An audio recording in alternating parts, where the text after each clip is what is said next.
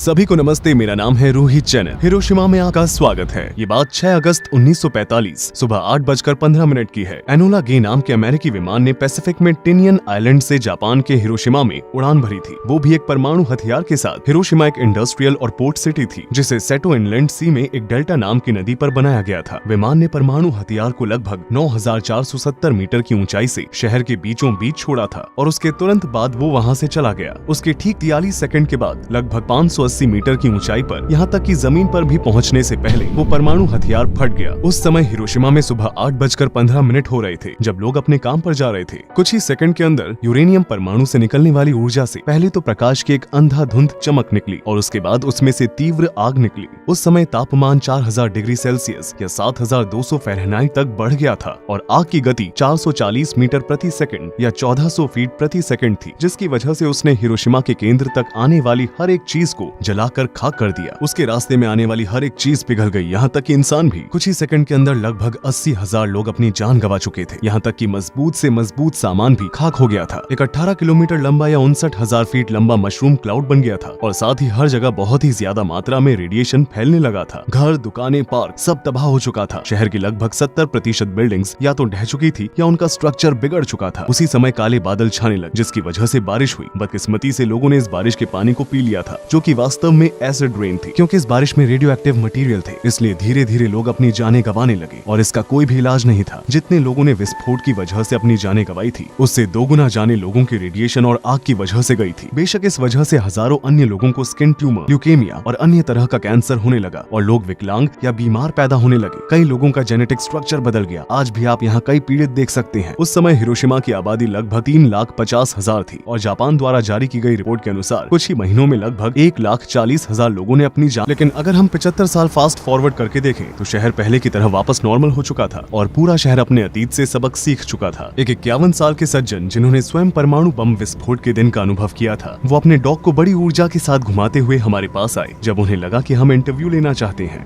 I was born here. You can see the tram over there. Just the downside of the river, the mountain, have some military barracks. We have a military hospital. हाँ, So he was a military doctor. At the day of atomic bomb drop, he wanted to go to the hospital. At the time of waiting for tram, he wanted to smoke. And just later the cigarette and tram came in. Cigarette is at that time so precious, so important, हाँ, high price. He would like to let it off. Okay, I'll let. हाँ, So the laziness of my father or cigarette helped my father's life and also me. My mother, she is a lieutenant. 8 in the morning in the summertime, so noisy. The birds or cicadas or some bugs, insects. But at the time of atomic bomb drop, and even the insect, even the birds know something. All silence comes here. She felt something wrong because nobody so noisy. Hot humidity day in the morning, no birds singing, no insects calling. अच्छा। So she felt something wrong. Then house is blown out. And I was living here. I know what's happening. अमेरिकियों के बारे में आपकी क्या राय है?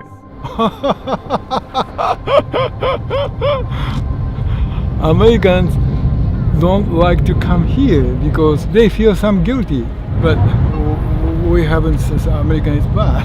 हाँ, We didn't say that. समय बदल गया है। Half is our fault. One thing is sure is my father and mother doesn't blame any Americans.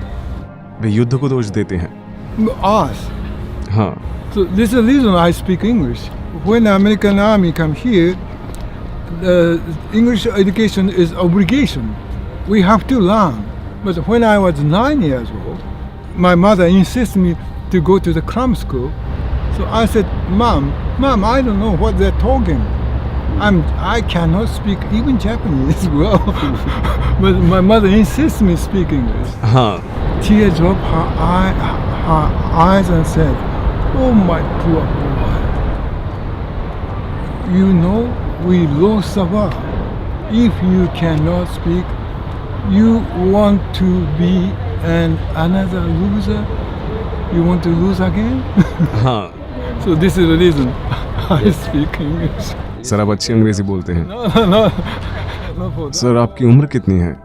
I was 91 or 92. I talk too much? नहीं Okay, just wait a minute. Could you fall? This is my name card. My name is Asai. आपसे मिलकर अच्छा लगा। This is my dog. Wow.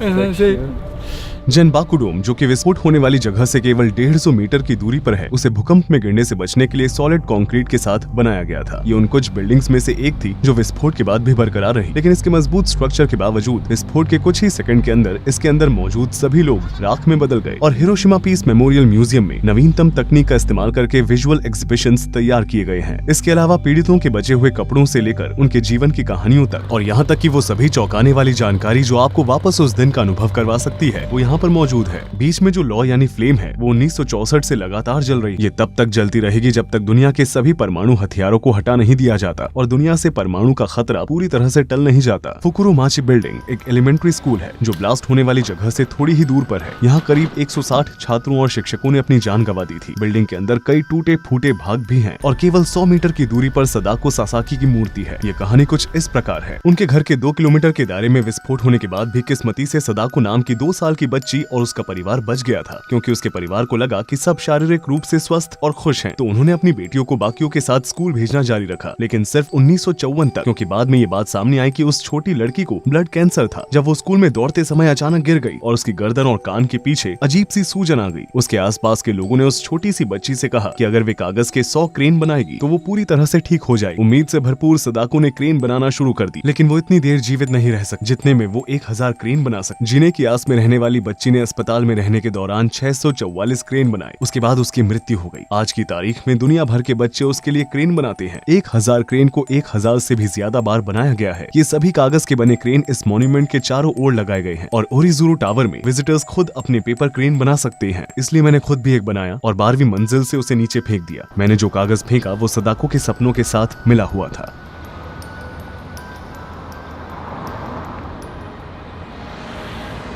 जापानी लोग अमेरिकियों से नफरत नहीं करते हैं। वे विश्व शांति के बारे में शिक्षा देना महत्वपूर्ण मानते हैं। स्कूलों में टीचर और टेक्स्ट बुक्स अमेरिकियों को दोष नहीं देते हैं, बल्कि युद्ध को दोष देते हैं। उनका ये मानना है कि यही आगे बढ़ने की चाबी है। होंडोरी शॉपिंग स्ट्रीट शहर के बीचों बीच है। ये खरीदारी करने और शाम के समय टहलने के लिए शहर की सबसे व्यस्त रहने वाली जगह है। हम देख सकते हैं कि आज की तारीख में हिरोशिमा क्या बन चुका है। जहाँ परमाणु विस्फोट हुआ था, वो जगह अब एक बहुत ही सुंदर पार्क में बदल गई है। आज ये शहर एक राजधानी है जिसकी आबादी 1.2 मिलियन है। ये एक मुख्य पोर्ट, इंडस्ट्री और टूरिज्म सिटी में बहुत तेजी से विकसित हो रहा है। अतीत से अपना सबक सीखते हुए ये कभी भी अतीत में नहीं रहता और केवल भविष्य पर ध्यान देता है। उन्होंने मुझे एक ओरिगामी बर्ड दी। अमेरिका ने जब हिरोशिमा पर एक परमाणु बम गिराया था, उसके ठीक 3 दिन बाद उसने नागासाकी पर भी बम गिराया था। ये बात 75 साल पुरानी है, जब दूसरे विश्व युद्ध के दौरान इन्हें गिराया गया था। अब वे और भी ज्यादा शक्तिशाली बन चुके हैं। तो परमाणु बम हिरोशिमा पर गिराया गया था, उसने 15 किलोटन का विस्फोट किया था। 15,000 TNT थे। अगर यही परमाणु बम न्यूयॉर्क के सिटी सेंटर में फटा होता तो आपको कुछ ऐसा देखने को मिलता। विस्फोट से प्रभावित क्षेत्र का रेडियस लगभग 1.5 किलोमीटर होता। येलो सर्कल आग के गोले के रेडियस को दर्शाता है जो विस्फोट के कारण हुआ था। रेड सर्कल के अंदर जितने भी लोग होते उन सभी को अपनी जानें गंवानी पड़ती और कंक्रीट से बनाई गई सभी बिल्डिंग्स या तो ढह जाती या उनका स्ट्रक्चर बिगड़ जाता। आपको जो ब्लैक सर्कल दिखाई दे रहा है, वहाँ पर बनी हर एक बिल्डिंग पूरी तरह से तबाह हो जाती और कई लोगों के घायल होने के साथ साथ कईयों को अपनी जानें भी गंवानी पड़ती। ऑरेंज सर्कल वो एरिया दर्शाता है जहाँ 3rd डिग्री रेडिएशन बर्न होता। लेकिन इस विस्फोट की विनाशकारी शक्ति B-83 के सामने कुछ भी नहीं है। आज की तारीख में B-83 अमेरिकी इन्वेंट्री में मौजूद सबसे ज्यादा शक्तिशाली थर्मोन्यूक्लियर हथियार है। 70 के दशक में बनाया गया B-83 1200 किलोटन का विस्फोट करता, जो कि हिरोशिमा पर हुए विस्फोट से 80 गुना ज्यादा है। ये 1.2 मिलियन टन TNT की पावर जितना है। अगर इसे न्यूयॉर्क में गिराया गया होता तो विस्फोट से प्रभावित क्षेत्र का दायरा 11 किलोमीटर से भी अधिक होता। 1954 में ऑपरेशन कैसल ब्रावो नाम से अमेरिका द्वारा टेस्ट किया गया अब तक का सबसे बड़ा परमाणु हथियार है। इसने 15,000 किलोटन का विस्फोट किया। यानी हिरोशिमा में हुए विस्फोट की तुलना में 1000 गुना से भी ज्यादा।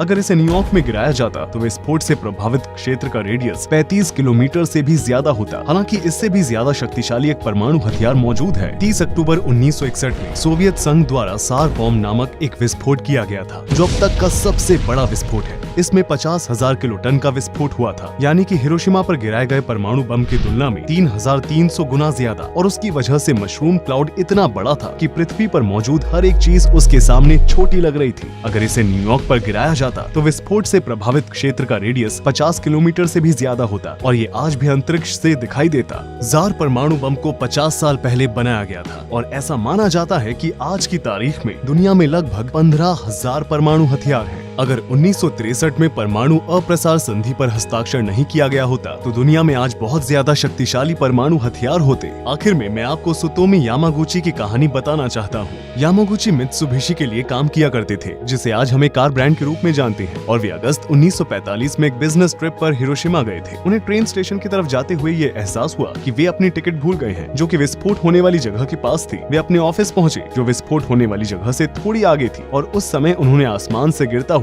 पहला परमाणु हथियार देखा। अचानक विस्फोट होने की वजह से उनके कान के पर्दे फट गए, वे अस्थायी रूप से अंधे हो गए और बाईं तरफ से उनका शरीर गंभीर रूप से जल गया था, लेकिन वे फिर भी जीवित थे। उन्होंने बंकर में रात बिताई, लेकिन उनके घावों का ध्यान रखने वाला कोई भी नहीं था। अगले ही दिन वे जैसे तैसे करके स्टेशन पहुंचे। उन्होंने हिरोशिमा छोड़ा और वापस अपने शहर लौट आए। वे आखिरकार अपने घर पर अपने घावों का इलाज करवा पाए। गंभीर रूप से घायल होने के बावजूद उन्होंने 2 दिन बाद मित्सुबिशी को सूचित किया कि वे हिरोशिमा की अपनी बिजनेस ट्रिप से वापस आ चुके हैं और अब ये काम कर सकते हैं। इतना सब कुछ होने के बाद भी वे काम पर गए। इससे पता चलता है कि जापानी लोग अपने काम के प्रति कितने समर्पित हैं। आप शायद यामागुची को भाग्यशाली समझ सकते हैं कि वे हिरोशिमा में हुए परमाणु विस्फोट से बच गए, लेकिन अपने घर नागासाकी में लौटने के लिए उनकी किस्मत खराब थी। जब वे काम पर अपने मैनेजर को हिरोशिमा में हुए अपने अनुभव के बारे में बता रहे थे, उसी समय नागासाकी में दूसरा परमाणु बम गिराया गया। एक बार फिर उन्होंने बहुत बड़ा धमाका होते हुए देखा, जिसमें से वे बच निकले और फिर से काम पर आने लगे। जापान में शूट किया गया मेरा पहला वीडियो देखने के लिए धन्यवाद। इस शानदार देश के आगे 2 और वीडियो भी आने वाले हैं। मैंने पाकिस्तान, याकुत्स्क और तंजानिया में वीडियो शूट किए हैं। रोहित चैनल यहाँ पर था।